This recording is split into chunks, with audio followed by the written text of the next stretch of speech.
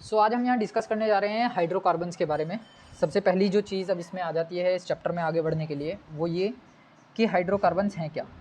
Hydrocarbons को समझना हमारे लिए उतना ही ज़रूरी है जितना हमारे जीने के लिए पानी, क्योंकि जितने भी कंपाउंड्स आगे हम कार्बन के पढ़ेंगे वो सारे हाइड्रोकार्बन्स के नाम से ही जाने जाएंगे।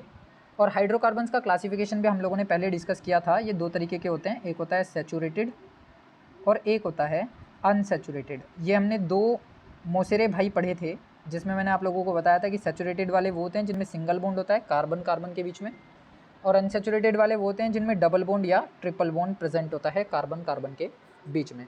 तो सबसे पहली चीज़ जो डेफिनेशन को डिफाइन करेगी कि जितने भी कंपाउंड्स कार्बन और हाइड्रोजन को कंटेन करते हैं, the compounds which contains hydrogen and carbon simultaneously, यानी कि एक साथ, those compounds are known as organic compounds. उनको हम हमेशा क्या बोलते हैं? ऑर्गेनिक कंपाउंड्स बोलते हैं। और ये ऑर्गेनिक कंपाउंड्स क्या कहलाते हैं? हाइड्रोकार्बन्स कहलाते हैं, जिनके अंदर कार्बन और हाइड्रोजन प्रेजेंट है। हमने एक स्ट्रक्चर फॉर्मेशन देखी थी, एक मॉलिक्यूलर फॉर्मेशन देखी थी किसी भी एक हाइड्रोकार्बन के मॉलिक्यूल के बनने के लिए, जिसमें कि कार्बन था और कार्बन की जो 4 वैलेंसीज थी अकॉर्डिंग टू दी टेट्रावैलेंसी। अच्छा, एक चीज़ और यहाँ से मैं एक नाम निकालता हूँ, versatile nature. Versatile nature of carbon. तो वर्सेटाइल नेचर ऑफ कार्बन के अंदर कैटिनेशन की प्रॉपर्टी और टेट्रावैलेंसी की प्रॉपर्टी और small size of the carbon की प्रॉपर्टी, तीन चीज़ें बहुत अच्छे से, और कोवेलेंसी साथ में, कोवेलेंसी ऑफ कार्बन 4 पॉइंट हैं। पहला टेट्रावैलेंसी, दूसरा जो इसकी स्मॉल साइज है, तीसरा इसकी कोवेलेंसी, और चौथा कैटिनेशन की प्रॉपर्टी। ये 4 पॉइंट इसकी वर्सेटाइल नेचर को डिफाइन करते हैं। वर्सेटाइल नेचर का मतलब ये होता है unique property, unique nature. Nature के अंदर कार्बन के अलावा कार्बन फैमिली के जो एलिमेंट्स हैं केवल वही इन प्रॉपर्टीज़ को रिप्रेजेंट कर सकते हैं जो कि कार्बन को रिप्रेजेंट करता है। अदरवाइज और कोई एलिमेंट कार्बन की जैसी प्रॉपर्टीज़ को रिप्रेजेंट नहीं करते। किसी के अंदर कैटिनेशन की प्रॉपर्टी नहीं होती, जितनी ज़्यादा टेंडेंसी कार्बन में पाई जाती है। यहाँ हम कंपैरिजन पर बात करते हैं, हमेशा स्पेसिफिक नहीं है कि हमेशा कार्बन ही कैटिनेशन करेगा। ये कार्बन की स्पेसिफिकेशन है कि ये मोस्ट ऑफ द टाइम, यानी कि मोस्ट प्रोबेबल परसेंटेज में कैटिनेशन की प्रॉपर्टी को, टेट्रावैलेंसी की प्रॉपर्टी को, कोवेलेंसी की प्रॉपर्टी को और स्मॉलर साइज की प्रॉपर्टी को रिप्रेजेंट करता है, rather than other elements, other atoms which are presented in the earth crust. तो ये एक चीज़ है यहाँ से। अभी हम बात कर रहे हैं हाइड्रोकार्बन्स को। तो हाइड्रोकार्बन जनरली वो कंपाउंड्स है जिनमें कार्बन और हाइड्रोजन प्रेजेंट होते हैं। अब कार्बन और हाइड्रोजन कितने तरीके से प्रेजेंट हो सकते हैं, हम उसका यहाँ डिस्कस करने वाले हैं। जैसे मैं सबसे पहले एक एग्जांपल ले लेता हूँ कि मैंने कार्बन लिया एक, उस कार्बन के साथ कितने हाइड्रोजन में मैक्सिमम लगा सकता हूँ, डिपेंड्स अपॉन दी टेट्रावैलेंसी और इट्स कोवेलेंसी। ये बात किस बात पर डिपेंड करेगी? इसकी कोवेलेंसी के ऊपर या फिर टेट्रावैलेंसी के ऊपर, क्योंकि कार्बन के पास केवल 4 ही वैलेंसी मैक्सिमम है, तो वो मैक्सिमम 4 ही हाइड्रोजन को कनेक्ट कर सकता है। पहला स्टेप और पहला फंडा कार्बन के कंपाउंड्स को बनाने के लिए जो हमेशा ध्यान रखना है, पहली चीज़ हमेशा क्या काउंट करनी है कि कार्बन की कितनी वैलेंसी होती है, कार्बन कैसे अपनी वैलेंसी को फुलफिल करेगा। पहला फंडा हो गया, काम खत्म। अभी मैंने क्या किया है, एक कार्बन लिया है। चलिए मैं थोड़ा सा इसको एलोबरेट करने के लिए इस एग्जांपल को हम डिफरेंट टाइप्स ऑफ कंपाउंड की फॉर्मेशन करते हैं यहाँ पे। अब different type of compounds of carbon बनाने के लिए मैं क्या करता हूँ, कुछ एग्जांपल्स लेता हूँ बेसिक। जैसे अभी मैंने एक एग्जांपल लिया था जिसमें मैंने खाली एक ही कार्बन कनेक्ट किया और एक कार्बन की 4 वैलेंसीज को मैंने 4 हाइड्रोजन के साथ कनेक्ट किया। मैं एक दूसरा एग्जांपल लेता हूँ कि मैंने कहा 2 कार्बन मेरे पास रखे हुए हैं, इन 2 कार्बन को मैं कितने तरीक़ों से कनेक्ट कर सकता हूँ। पहला तरीका मेरा, पहली चीज़ जो हमेशा ढूंढनी है कि कार्बन की कोवेलेंसी कितनी है, कार्बन कितने बॉन्ड बनाएगा। तो मैं ये कर सकता हूँ कि इन दोनों कार्बन को आपस में कनेक्ट कर देता हूँ सिंगल बॉन्ड से। पहला सिनेरियो मैंने ये लिया। तब उस केस में ये कार्बन कितने बॉन्ड एक्स्ट्रा बनाएगा? 3 बॉन्ड एक्स्ट्रा बनाएगा, क्योंकि इसको केवल 4 ही बॉन्ड बनाने हैं। सिमिलरली सेकंड वाला जो कार्बन है वो भी केवल 3 ही बॉन्ड और एक्स्ट्रा बनाएगा, क्योंकि इसको भी 4 ही बॉन्ड बनाने हैं। जो ये बीच वाला बॉन्ड है वो शेयरिंग का बॉन्ड है, तो वो दोनों कार्बन के लिए काउंट होगा, क्योंकि ये बॉन्ड तभी बना है जब दोनों कार्बन्स ने आपस में शेयरिंग करी है। अब हमेशा एक चीज़ का और ध्यान रखना है कि जितने भी ऑर्गेनिक कंपाउंड्स होते हैं, अगर मैं किसी हाइड्रोकार्बन की बात कर रहा हूँ, मेरे पास कोई ओड इलेक्ट्रॉन स्पीशी नहीं है या फिर ओड एलिमेंट नहीं है, तो मैं हमेशा कार्बन की वैलेंसीज को हाइड्रोजन से सेटिस्फाई करूँगा। मैं हमेशा क्या कनेक्ट करूँगा? हाइड्रोजन कनेक्ट करूँगा। तो जो फर्स्ट केस था, अगर मैं उसमें हाइड्रोजन लगा देता हूँ तो फर्स्ट केस का जो मॉलिक्यूलर फॉर्मूला बनेगा दैट इज़ CH4, क्योंकि एक ही कार्बन है और 4 हाइड्रोजन है। लेकिन अगर मैं सेकंड केस में आता हूँ तो सेकंड केस में मेरा फॉर्मूला बनेगा, कार्बन 2 हैं और टोटल हाइड्रोजन 6 हैं। दूसरा फॉर्मूला मेरा बना C2H6। अब मान लीजिए सपोज मैं कार्बन का नंबर और बढ़ा देता हूँ, जब मैं कार्बन का नंबर और बढ़ाऊंगा तो मेरे को 3 कार्बन मैंने ये कनेक्ट किए, 1 2 3, तीनों कार्बन को मैंने सिंगल लाइन के साथ कनेक्ट किया, यानी सिंगल बॉन्ड के साथ कनेक्ट किया। अब मैं इनकी वैलेंसीज को फुलफिल करूँ तो 1 2 3 और चौथी वाली ये आ चुकी पहले ही बीच में। लास्ट वाले कार्बन को काउंट करूँगा तो 1 2 3 एंड देन 4 ये वाला आ गया बीच में, क्योंकि कॉमन वाला बॉन्ड दोनों ही कार्बन्स के लिए काम करेगा जो अटैच्ड हैं आपस में। अब बीच वाले कार्बन के लिए बात करूँ तो मुझे केवल 2 ही बॉन्ड्स बनाने पड़ेंगे, क्योंकि 2 बॉन्ड पहले से ही बन चुके हैं between the neighbouring carbon atom. अब अगर मैं हाइड्रोजन कनेक्ट करता हूँ हाइड्रोकार्बन बनाने के लिए, तो मैंने टोटल हाइड्रोजन लगा देने हैं 8 हाइड्रोजन। अब इस केस में जो फॉर्मूला बनेगा वो बनेगा C3 देन H8। ये क्या बन गया, C3H8। अब ये वो कंडीशन है, ये प्रायोरिटी पर जो कंडीशन मैंने ली है वो ये ली है कि कार्बन कार्बन के बीच में सिंगल बॉन्ड होना चाहिए। मैंने क्या प्रायोरिटी पर रखा है कि सिंगल कोवलेंट बॉन्ड का होना चाहिए, सिंगल कोवलेंट बॉन्ड। तब उस केस में हम एक चीज़ कॉमन डिफरेंस जो यहाँ पर देख पाएंगे वो क्या, कि पहला जो कंपाउंड था उसमें कार्बन 1 था CH4, दूसरा जो कंपाउंड था उसमें 2 थे C2H6, तीसरा जो कंपाउंड था वो थे C3H8। इनमें क्या यूनिकनेस दिखाई दे रही है अगर हम उसको आइडेंटिफाई करने की कोशिश करें तो वो ये कि हर स्टेप के बाद, हर नेक्स्ट स्टेप के बाद एक कार्बन बढ़ रहा है और 2 हाइड्रोजन बढ़ रहे हैं। ध्यान से देखें कि पहला जो कंपाउंड था वो था CH4 जिसमें 1 कार्बन 4 हाइड्रोजन, दूसरा जो कंपाउंड था उसमें 2 कार्बन 6 हाइड्रोजन, तीसरा जो कंपाउंड था उसमें 3 कार्बन और 8 हाइड्रोजन। हर बार CH2 का एक बेसिक डिफरेंस आया। क्या डिफरेंस आया, CH2 का, ये मैंने यहाँ मेंशन कर लिया, CH2 का बेसिक डिफरेंस। अब अगर मैं एक सीरीज़ बनाने की कोशिश करूँ कार्बन के कंपाउंड्स की इन दी सिंगल कोवलेंट बॉन्ड, तो मैंने पहले 1 कार्बन लेना है CH4, अगेन मुझे 2 कार्बन लेने हैं और कितने हाइड्रोजन बढ़ाने हैं, 2 हाइड्रोजन बढ़ाने हैं तो C2H6। अब मैं फिर से एक और कार्बन बढ़ाऊंगा, फिर से 2 हाइड्रोजन बढ़ाऊंगा C3H8, फिर एक कार्बन बढ़ाऊंगा तो ये C4 हो जाएगा और H10 हो जाएगा। देन मैं अगेन एक और कार्बन बढ़ाऊंगा और 2 हाइड्रोजन बढ़ाऊंगा तो ये C5H12 हो जाएगा। अब यही चीज़ हमने लास्ट क्लास में डिस्कस की थी कि हमारे पास, यही चीज़ हमने लास्ट क्लास में डिस्कस की थी कि हमारे पास कुछ सीरीज़ होती है, एक सीक्वेंस होता है कार्बन के नंबर का, जिसमें कि कार्बन 1 से लेकर के मैंने कार्बन 10 तक आप लोगों को बताया था, carbon 3 then carbon 4 then carbon 5 then carbon 6 carbon 7। चलिए नाम देते हैं इनका। तो इसका नाम था हमारे पास मैथ, दूसरा था एथ, तीसरा था प्रोप, देन हमारे पास था ब्यूट, देन था पेंट, देन हेक्स, उसके बाद हेप्ट, फिर उसके बाद जब कार्बन 8 हो जाते हैं तो ये आ जाता है ओक्ट, जब कार्बन 9 हो जाते हैं तो ये हो जाता है नॉन, और जब कार्बन 10 हो जाते हैं तो ये हो जाता है डेक। ये हमारे पास एक कॉमन सीक्वेंस था कार्बन के नंबर्स के अकॉर्डिंग उनके नाम का। अब यही नाम मैं यहाँ पर फॉलो करने वाला हूँ according to the bond. Single bond के लिए मैंने आप लोगों को बताया था हम हमेशा सफिक्स लगाते हैं एन का, डबल बॉन्ड के लिए हम लगाते हैं इन का, और ट्रिपल बॉन्ड के लिए हम लगाते हैं आइन का। तो जो पहला वाला कंपाउंड है उसमें जो नाम आया वो आया मीथेन, क्योंकि सारे सिंगल बॉन्ड बनने वाले हैं। मैंने अभी प्रायोरिटी पे रखा है हमेशा सिंगल बॉन्ड को, सारे ही कार्बन सिंगल बॉन्ड से कनेक्टेड हैं। दूसरे का जो नाम होगा वो आ जाएगा इथेन, देन आ जाएगा प्रोपेन। सिमिलरली अगले वाले के लिए ब्यूट यूज़ करना है हमें तो ब्यूटेन, फिर उसके बाद पेंटेन, फिर उसके बाद आगे ही अगर मैं चलूँ तो ये आ जाएगा हेक्सेन, फिर आ जाएगा हेप्टेन, फिर आ जाएगा ऑक्टेन, फिर आ जाएगा नोनेन, एंड देन हमारे पास आ जाएगा डेकेन। ये हमारे पास एक सीरीज़ मिल गई। ये जो सीरीज़ हमने अभी बनाई है जिसमें हर नेक्स्ट स्टेप के बाद एक कार्बन और 2 हाइड्रोजन बढ़ते जा रहे हैं, इस सीरीज़ को हम नाम देते हैं होमोलोगस सीरीज़। बहुत इंपॉर्टेंट है, आगे का चैप्टर इसी पर बेस्ड है। ये जो सीरीज़ हमने बनाई है जिसमें हर मल्टीपल स्टेप के बाद CH2 का डिफरेंस आ रहा है, एक कार्बन बढ़ रहा है, 2 हाइड्रोजन बढ़ रहे हैं, this series is known as homologous series. अगर डेफिनेशन पूछी जाए तो when we arrange the carbon and hydrogen in that particular order that there is a basic difference of CH2 in the particular multiple step, then we got a series this series is known as homologous series, उसको हमेशा ही नाम दोगे homologous series का। अब ये जो homologous series है वो हाइड्रोकार्बन्स ही बनाते हैं। अब यहाँ पे एक क्वेश्चन मेरा आप लोगों से ये है कि ये जो होमोलोगस सीरीज मैंने बनाई, ये होमोलोगस सीरीज सैचुरेटेड कंपाउंड्स की है या अनसैचुरेटेड कंपाउंड्स की?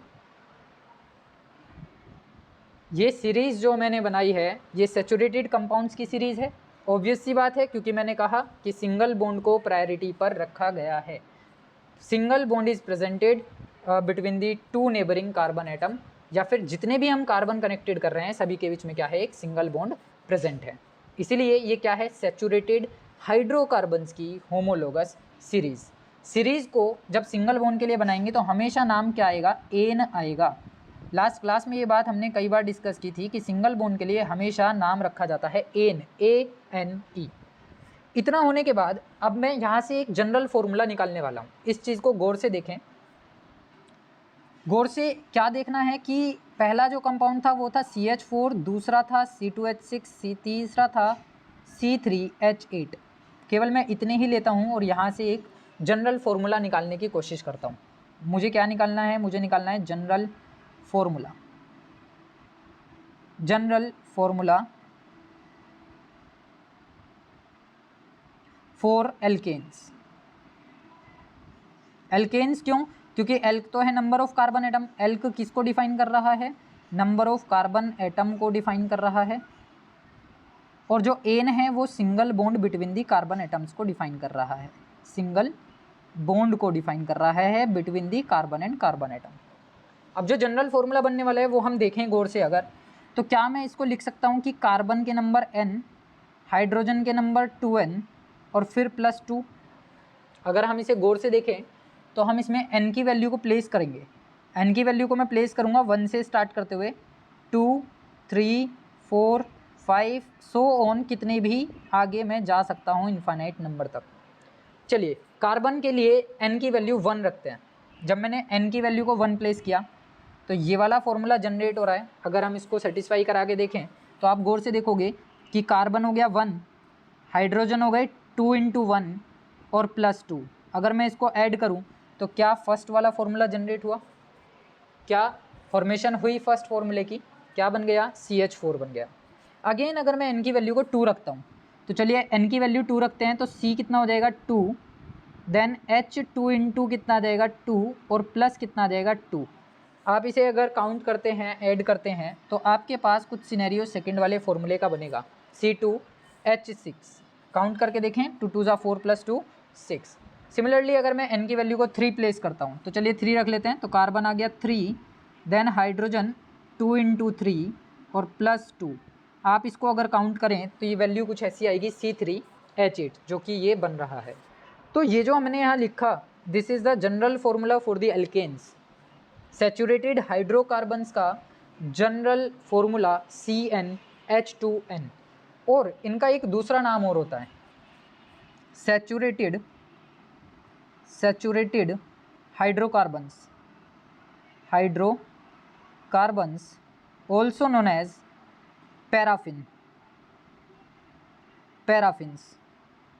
पैराफिन्स मतलब होता है सिंगल बॉन्डेड सैचुरेटेड हाइड्रोकार्बन्स। इनको हमेशा ध्यान रखना, कॉम्पिटिशन्स में ये नाम पूछ लिया जाता है कि general formula of paraffins is. अब आपके सामने 4 ऑप्शन वहाँ होंगे, एक होगा CnH2n+2, एक ऑप्शन होगा CnH2n, एक ऑप्शन होगा CnH2n-2 और एक होगा नन ऑफ दिस। तो आपको हमेशा फर्स्ट वाला ऑप्शन यानी कि CnH2n+2 को ही टिक करना है, क्योंकि सैचुरेटेड हाइड्रोकार्बन्स को ही पैराफिन्स के नाम से जाना जाता है, यानी कि सिंगल कोवेलेंट बॉन्ड वाले कार्बन कंपाउंड्स को पैराफिन्स कहते हैं। Is it clear? इतनी बात क्लियर हो गई। अब ये जो होमोलोगस सीरीज हमने बनाई, ये बनाई थी सिंगल बॉन्डेड कंपाउंड्स के लिए, यानी सैचुरेटेड हाइड्रोकार्बन्स के लिए। सेम सीरीज को हम डबल बॉन्डेड कार्बन कंपाउंड्स के लिए बनाएंगे, डबल बॉन्डेड कार्बन एटम्स के लिए बनाएंगे। तो इसका मतलब ये हुआ कि मैं बात कर रहा हूँ अनसैचुरेटेड हाइड्रोकार्बन्स के बारे में, तो पहले मैं इसका नाम बता देता हूँ। कि जो अनसैचुरेटेड वाले होते हैं वो दो तरीके के कंपाउंड्स को कंटेन करते हैं, एक कार्बन डबल बॉन्ड कार्बन को और एक कार्बन ट्रिपल बॉन्ड कार्बन को। मीन्स यहाँ पे डबल बॉन्डेड कार्बन कंपाउंड भी रहने वाला है और ट्रिपल बॉन्डेड कार्बन कंपाउंड भी रहने वाला है। अब ये जो अनसैचुरेटेड कंपाउंड्स हैं इनका जो दूसरा नाम है वो है ओलिफिन्स। ये जो दूसरा हमने लिया है अनसैचुरेटेड हाइड्रोकार्बन्स, इनको हम बोलते हैं ओलिफिन्स, OLEFFINES, ओलिफिन्स। तो यानी कि सैचुरेटेड वाले पैराफिन्स और अनसैचुरेटेड वाले ओलिफिन्स। हमेशा ध्यान रखना, कहीं आपके सामने अगर फॉर्मूला लिखा है ये CnH2n या लिखा है CnH2n-2, तो ये दोनों फॉर्मूलाज ओलिफिन्स को डिफाइन करते हैं, क्योंकि ये वाला जो फॉर्मूला है वो इस कार्बन डबल बॉन्ड कार्बन के लिए है और ये वाला जो फॉर्मूला है ये कार्बन ट्रिपल बॉन्ड कार्बन के लिए है। जबकि पैराफिन्स के लिए क्या था? पैराफिन्स के लिए था CnH2n+2। ये चीज़ें क्लियर हो गई। Paraffins and olefins, paraffins are known as saturated hydrocarbons and contains the formula, general formula is CnH2n+2, while olefins are known as unsaturated hydrocarbons, contains double and triple bonded between the carbon compounds and having the formula of CnH2n or CnH2n-2। अब हम homologous series बना रहे हैं unsaturated compounds के लिए। तो मैंने क्या किया, मैंने एक कार्बन लिया, मैंने दो कार्बन लिए, मैंने तीन कार्बन लिए, मैंने चार कार्बन लिए। अब क्या एक कार्बन से मैं सैचुरेटेड कंपाउंड के अलावा अनसैचुरेटेड कंपाउंड बना सकता हूँ? आप लोगों को हमेशा एक लीस्ट कंडीशन याद रखनी है कि अनसैचुरेटेड कंपाउंड्स को बनाने के लिए हमेशा एट लीस्ट 2 कार्बन एटम्स का होना ज़रूरी है। एट लीस्ट 2 कार्बन एटम्स का होना ज़रूरी है, क्योंकि अगर 2 कार्बन होंगे ही नहीं तो आप डबल बॉन्ड या ट्रिपल बॉन्ड उनके बीच में कैसे बनाएंगे? क्या आप सिंगल कार्बन के साथ कहीं पर डबल बॉन्ड लगा करके इसकी चारों वैलेंसीज को सेटिस्फाई कर सकते हैं?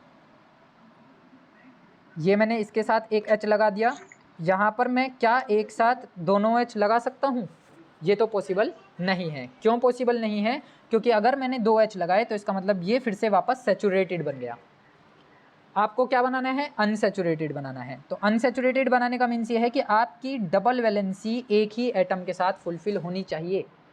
कार्बन की 2 वैलेंसी सिंगल एटम से फुलफिल होनी चाहिए। और हाइड्रोजन एक ऐसा एटम या ऐसा एलिमेंट है जो एक ही वैलेंसी क्रिएट करता है या एक ही बॉन्ड बनाता है, इसीलिए हम सिंगल कार्बन से अनसैचुरेटेड हाइड्रोकार्बन की जनरेशन नहीं कर सकते। मीन्स ये हुआ कि जो फर्स्ट मेंबर होगा अनसैचुरेटेड हाइड्रोकार्बन्स की फैमिली में, जो फर्स्ट मेंबर होगा वो 2 कार्बन का होगा।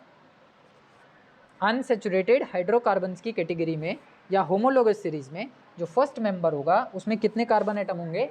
उसमें 2 कार्बन एटम होंगे। अब इन 2 कार्बन एटम को कैसे कनेक्ट करना है मेरे को? मैंने इनके बीच में लगा दिया डबल बॉन्ड, क्योंकि मुझे तो अनसैचुरेटेड बनाना है। तो मेरे को क्या करना है? कार्बन की वैलेंसीज, 2 वैलेंसीज आपस में कनेक्ट करनी है। बाकी बची कितनी वैलेंसीज? 1 2 3 4। क्या ये पॉसिबल है? देखो ये रहा, दोनों कार्बन की 4 वैलेंसीज इस समय सेटिस्फाइड है। मैं अगर राइट वाले कार्बन की बात करता हूँ तो 2 हाइड्रोजन लगा दिए और 2 बॉन्ड बीच में बना रहा है। लेफ्ट वाले कार्बन की बात करता हूँ तो 2 हाइड्रोजन लगा दिए और 2 बॉन्ड बीच में बना रहा है। इस तरीके से हमें एक फॉर्मूला मिलेगा जो कि कुछ ऐसा होगा C2H4। नेक्स्ट वाले की तरफ चलते हैं जिसमें मैंने 3 कार्बन लिए। मुझे क्या करना है? मैंने कहा एटलीस्ट 2 कार्बन एटम होने चाहिए जिनके बीच में एक डबल बॉन्ड हो।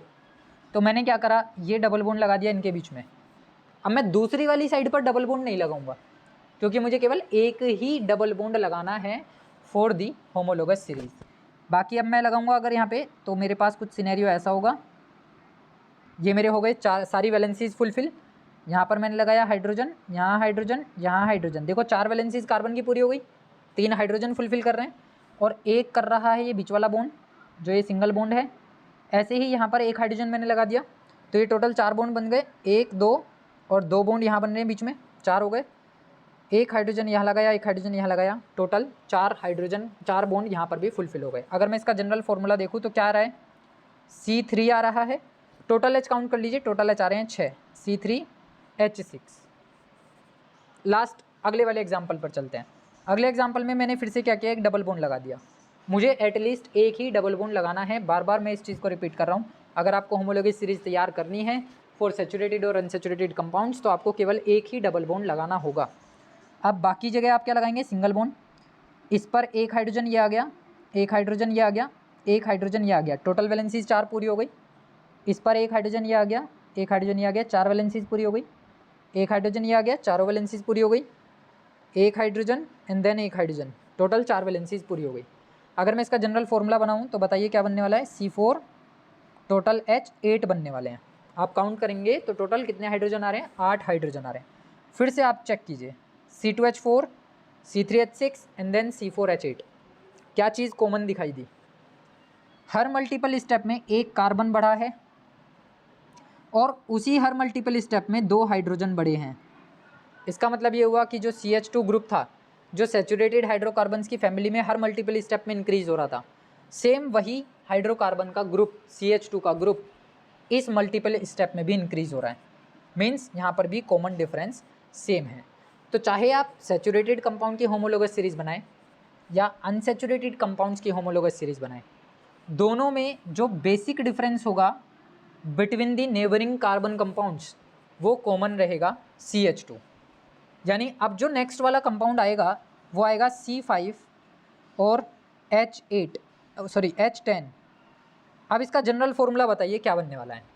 जनरल फॉर्मूले में एक चीज़ कॉमन आ रही है, जितने कार्बन हैं उसके 2 गुने हाइड्रोजन है।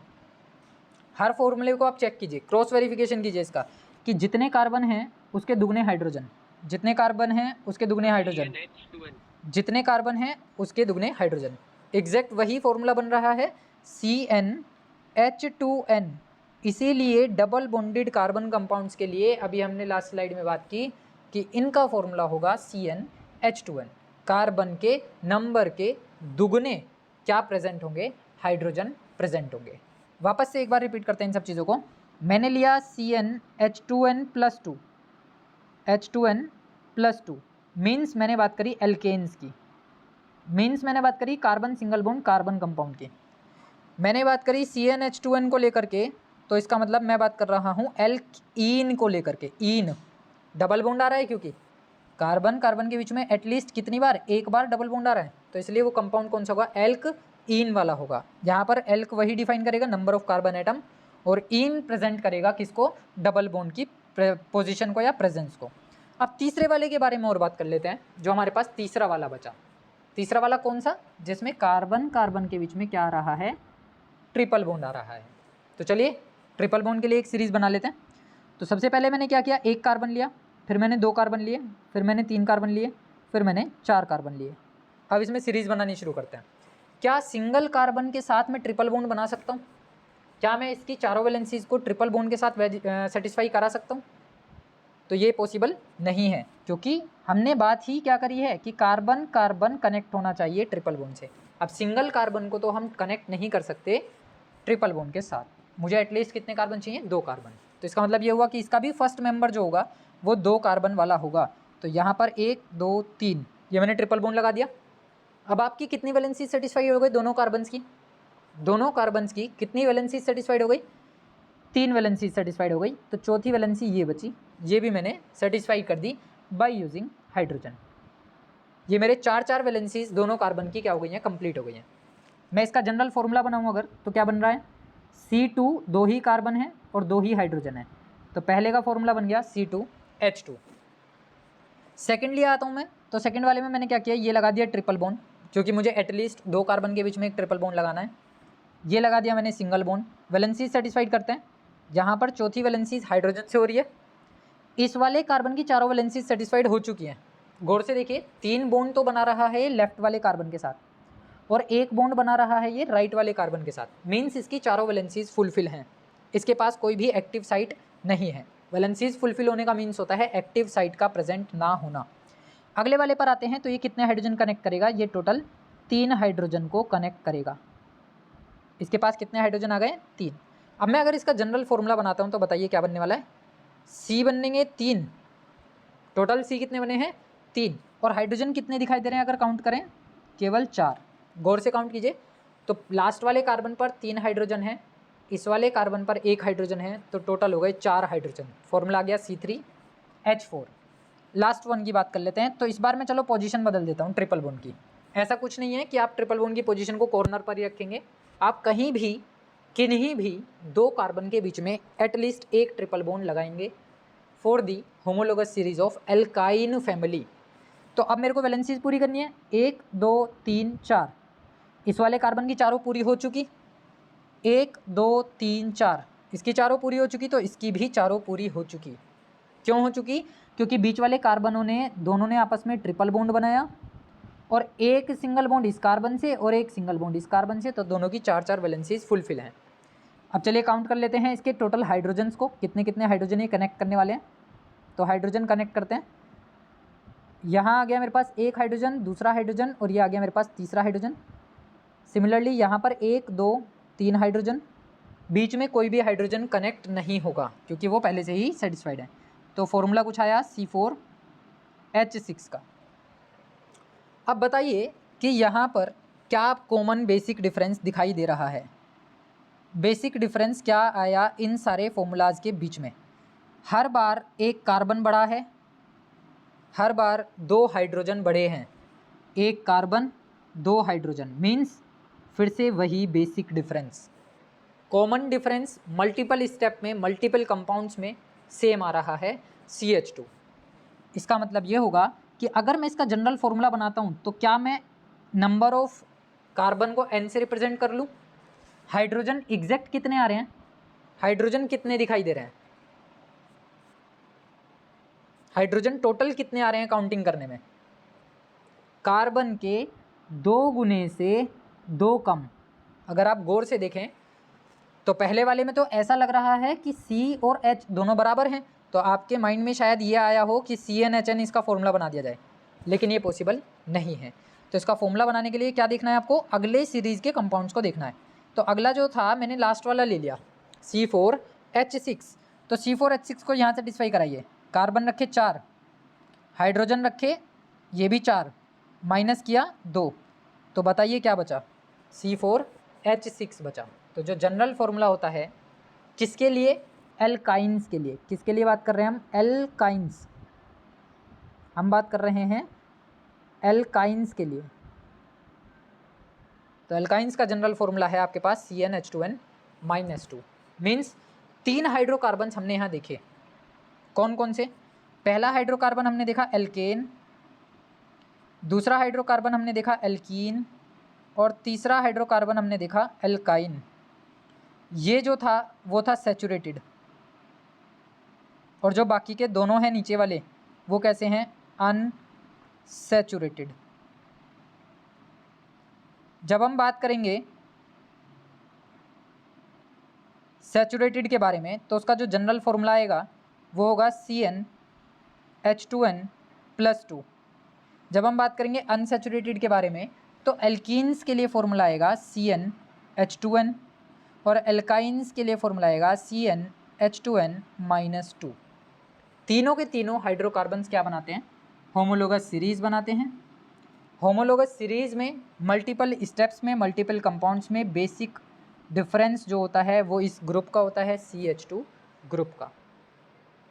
तो ये थी हमारे पास हाइड्रोकार्बन्स की क्लासिफिकेशन और हाइड्रोकार्बन्स के अकॉर्डिंग एक होमोलोगस सीरीज़ की फॉर्मेशन।